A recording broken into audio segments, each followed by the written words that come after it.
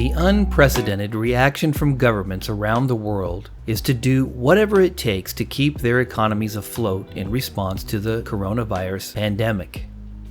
And this could drive prices of precious metals as investors seek safe havens for their wealth. The world's economy is basically on debt-based life support. The amount of monetary and fiscal relief that has been pledged by the central banks in 2020 equates to more than $10 trillion globally. I don't stack precious metals to become rich. I don't even stack precious metals as an investment. I stack precious metals to park my wealth in a safe haven while other investment asset classes are negatively influenced by the massive currency printing and inflationary practices going on around the world. This printing, otherwise known as quantitative easing, only depreciates the existing currency already in circulation. It provides a false sense of security because everyone is receiving these stimulus checks, but what most people don't realize is that the purchasing power of the currency is being diminished even further. It's a very short-term fix for a very long-term problem. Ever since the Federal Reserve was established in 1913, the value of the dollar has steadily declined to a point today where it is valued at less than 4% of its original amount. The dollar today buys you 4 cents of what it purchased in 1913. This is because the Federal Reserve's fractional reserve banking system and the established debt-based economy, which requires that inflation must exist for the economy to survive. Under this current system, debt is how money is created. There must be debt or the entire system will collapse. This is why you are bombarded with the normalcy of buying on credit.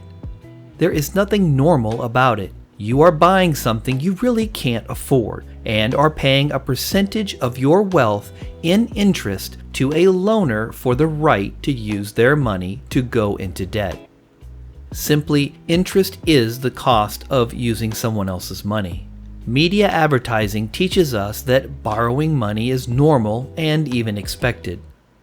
Whether you're buying a home, a car, or a smartphone, we're taught to spread the pain of our purchases over the course of many months or years. But all that borrowing doesn't come cheap.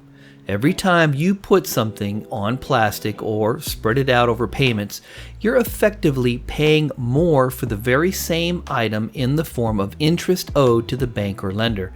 Credit is predominantly used as a convenience and seldom as a necessity. If you ever want to make yourself physically ill, just go through your life's finances and calculate every dollar of interest that you have paid to a creditor. Your home mortgage, car payments, furniture and appliance payments, revolving credit card payments, personal loans, student loans, small business loans, and don't forget the interest rate hike that occurs whenever you make a late payment to a creditor. All of this wealth is simply surrendered for the privilege of borrowing money and buying something that you can't truly afford, and in most cases you probably didn't even really need. It's sickening to think of all the hard-earned wealth that was thrown away in the form of interest.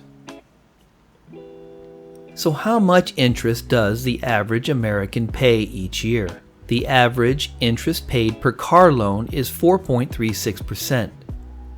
Student loans, 5.5%.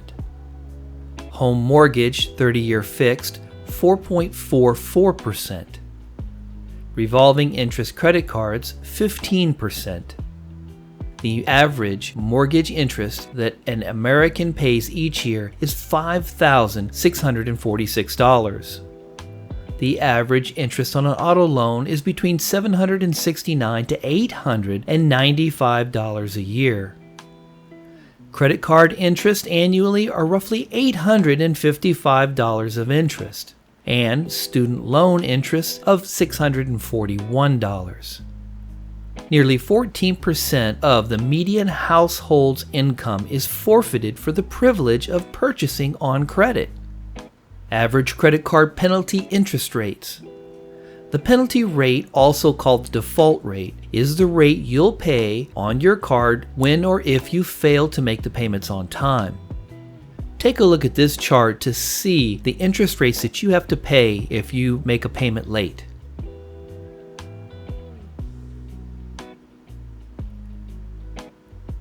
So how much interest can we earn by saving our money in an interest-bearing bank account? The average checking account interest rates for 2019 were around 0.04% for traditional brick and mortar banks and 1% for online banks. The average checking account rate for a brick and mortar bank. Since 2009, the FDIC has published the weekly average for interest rates for different types of deposit accounts. If the minimum balance is achieved, the bank will honor that account with a very meager and pitiful interest rate for keeping your hard-earned money in their financial institution. Check out this chart.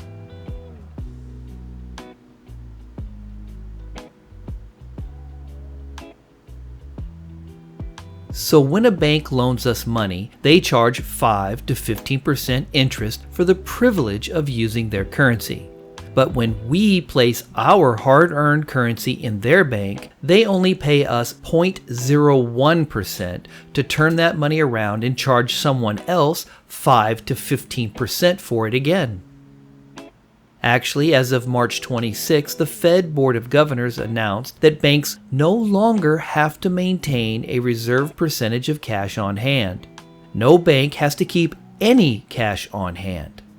Now, how many people do you think it will take standing in line asking to withdraw their hard-earned savings before the banks shut down their lobbies, place their ATM machines out of order, shut down their online banking, and deny the use of any credit or debit cards?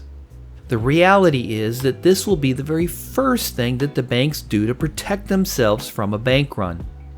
Then, once they do open their banks back up, there will most assuredly be daily limits to the amount of cash you can withdraw from your account. This has been commonly practiced by banks after a crisis. Even without a crisis, banks routinely limit withdrawals for various reasons. A 1970 anti-money laundering law known as the Bank Secrecy Act spells out the rules for large cash withdrawals. In general, banks must report any transaction exceeding $10,000 in cash. That includes not only withdrawals but also deposits, currency exchanges such as swapping dollars for euros or yen, and the purchase of traveler's checks. The law also requires banks to check identification on any transaction that would trigger a report. Also, think about your limits on ATM withdrawals. Here's a chart of the daily withdrawals that are allowed for these certain banks.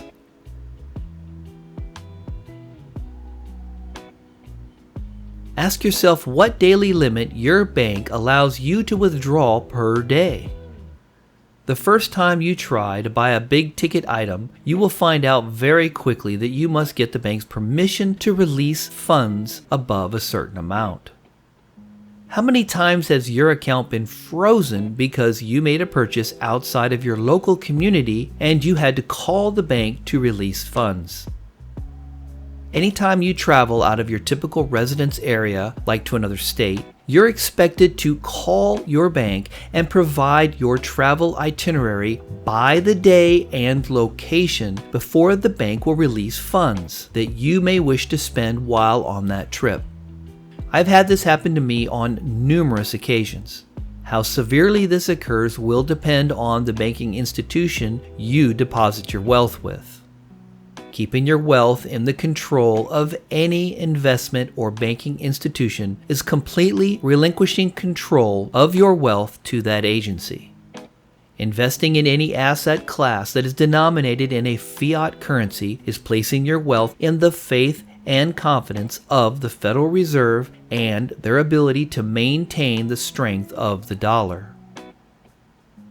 Having personal, physical possession of your wealth in whatever form is one sure way to protect yourself from the failing dollar and the debt-based fractional reserve banking system that is designed to leech away a citizen's wealth a dollar at a time. And they have been systematically doing this since 1913. Take physical control of your own wealth in asset classes not denominated in any fiat currency. Be your own banker. Have plenty of cash on hand outside of the financial institutions. Be prepared not to depend on essential supplies being available for long periods of time.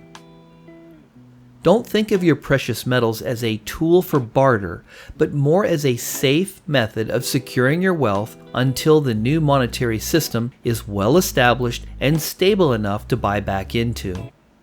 Remember that it is during the most severe of a crisis that the best buying opportunities can be had. Many who have not properly prepared for such a crisis will find themselves wanting and selling what they have to provide for themselves and their families. It will be during this time that your precious metals can be very wisely used to make solid investments for pennies on the dollar compared to their current prices. As devastating as this crisis will be for many, it will also be a very unique opportunity for others that will result in the greatest transfer of wealth in human history. Was this information useful to you? Are you currently paying interest for something that you want but really don't need? Is the majority of your wealth outside of the investment and banking institutions? Let me know in the comments section below. A big thank you to all who support this channel, and especially to those who take the time to like, comment, share, and subscribe. It is greatly appreciated. If you're not yet a subscriber, hit the subscribe button. Then be sure to select the notification bell to be notified as soon as I post up new content. If you enjoy learning about precious metals and finance, stop by the ST66 Discord channel. The link is below. It's totally free, and you can monitor other conversations or chime in yourself and be a part of them. It's a great place to get questions answered and stay up to date with the latest precious metals news and events.